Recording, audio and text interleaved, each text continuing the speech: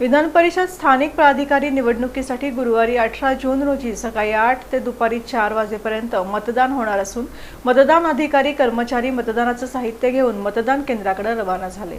सोलापूर जिल्ह्यातील विधान परिषद स्थानिक प्राधिकारी मतदारसंघाच्या द्वैवार्षिक निवडणुकीसाठी सर्व प्रशासकीय यंत्रणा सज्ज झाली आहे। जिल्ह्यातील 6 मतदान केंद्रांवर एकूण 615 मतदार मतदानाचा हक्क बजावणार आहेत।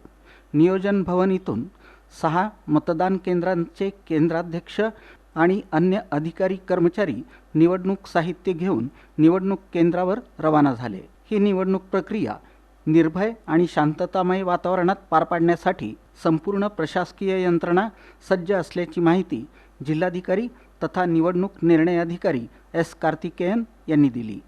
या निवडणुकीसाठी अधिसूचना 25 मे 2026 रोजी प्रसिद्ध झाली असून नामनिर्देशन दाखल करण्याची शेवटची तारीख 1 जून होती।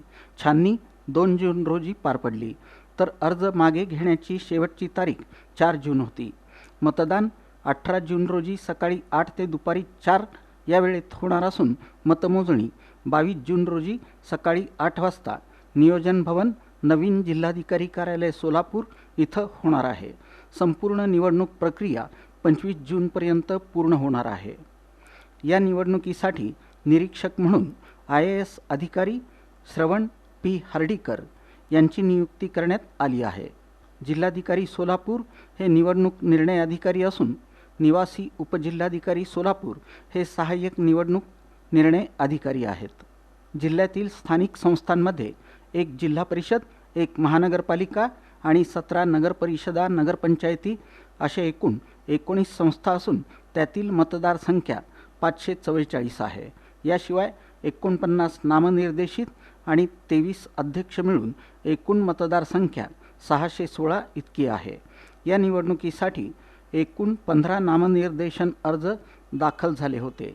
अंतिमतः 2 उमेदवार निवडणुकीत उभे राहिले आहेत। जिल्ह्यात एकूण 6 मतदान केंद्रे निश्चित करण्यात आली आहेत।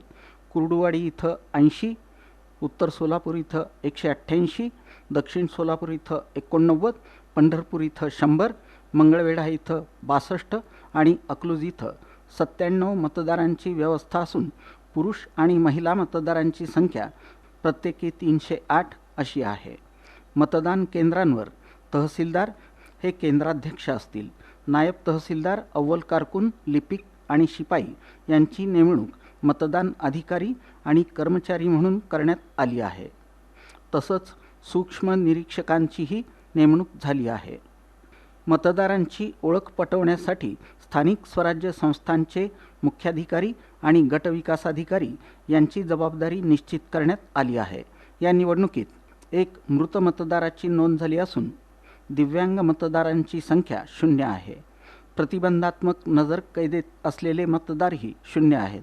SVEEP उपक्रमांतर्गत 616 मतदारांना मतदान केंद्राची माहिती देण्यात आली आहे। उमेदवारांची बैठक घेण्यात आली असून त्यांना मतदान केंद्रांची यादी आणि मतदान प्रक्रियेची माहिती देण्यात आली आहे। मतदानासाठी मतदारांनी उमेदवाराच्या नावासमोर पसंतीक्रम अंकात लिहावा लागणार आहे। पहिली पसंती दर्शवण्यासाठी 1 अंक लिहिणं बंधनकारक आहे। भारत निवडणूक आयोगानं पुरवलेला जांभळा स्केच पेन वापरणं आवश्यक आहे।